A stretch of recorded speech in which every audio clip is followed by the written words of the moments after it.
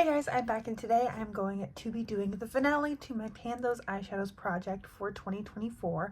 I've decided to bring this to a close and re-roll rather than just continuing it into the new year. I like organizing my projects that way because you never know what's going to happen. So I am going to go through the shades that I have currently rolled in, and then we're going to recap all of the shadows that I hit pan on in 2024 through this project. So starting off with the shades that have been in this project the longest, first we have Fuse from my NARS Ignited palette. Here's what Fuse was looking like at my last update. I had used it 16 times and I used it an additional 6 times last month for a total of 22 uses, and here is what it is looking like now. I was not able to hit pan on this shade. The dip is looking really good. I just don't know how close I am or not, unfortunately. It is just kind of a weird texture, as I've discussed before, but very like stiff and glittery. Here's a swatch here. As you can see, it's very glittery and reflective. So it was a beautiful, very easy shadow for me to use, but I was not able to hit pan on it, unfortunately. Then the next shade that has been in the project for 5 months is Fling from my Huda Beauty Rose Gold Remastered palette. Here's what Fling was looking like last month when I had used it 11 times. I've used it 2 additional times since then, and here is what Fling is looking like at 13 uses. I did hit pan in Fling. I was really proud of myself. I was just digging in there with my finger to add a little bit of red to the outer corner of a look, and the pan started peeking through. So I'm really proud of that, and that is another pan for 2024. Here's what Fling looked like. It was a really beautiful creamy red. Not something that I would have probably hit pan on my own. It wasn't a shade in that palette that really stuck out to me, but it became very fun to play with over the last couple of months, especially with these other shades that I've been panning. Next, my other 2 shadows have been in the project for 3 months. The first one I want to talk about is from my Tati Beauty Textured Neutrals Volume 1 palette, and I have the shade Soothe Metallic rolled in. Here's what it was looking like at my last update when I had used it 6 times, and I have used it an additional 6 times since then, and here is what Soothe is looking like now. Unfortunately, I just didn't quite have enough to hit pan in it.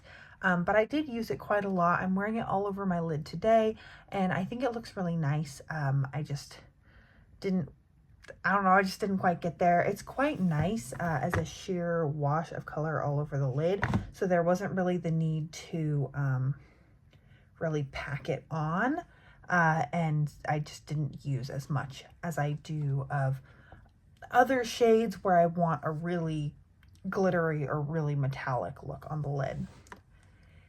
And then the last shade is Vino from my Shayna B Miami duo. Here is what Vino was looking like at the last update. I had used it 8 times at my last update, and I've used it 9 additional times since then. And here's what Vino is looking like now. We have another pan. I was determined to hit pan on this shade before I filmed this update.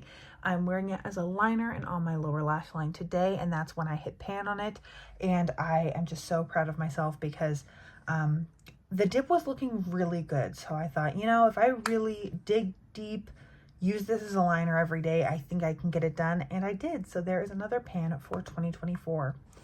So I'm happy to be rolling out these 2 and working on new things, and then I have 2 more pans. So let's hop into all of the pans that I have hit in 2024. The first 2 are from this Laura Mercier I Art Artist palette. I hit pan on the shades African Violet and Plum Smoke, which are these 2 right here.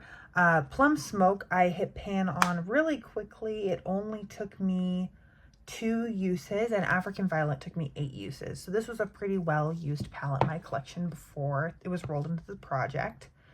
I hit pan on a champagne shade that I depotted from a Too Faced holiday collection. You can see the pans like kind of up in that upper corner, or maybe you can't see it, but it's there.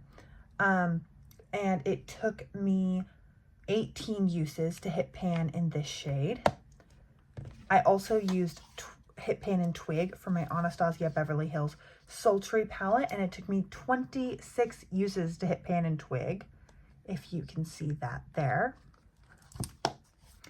I hit pan in 2 shades for my MAC Solar Glow x9 palette.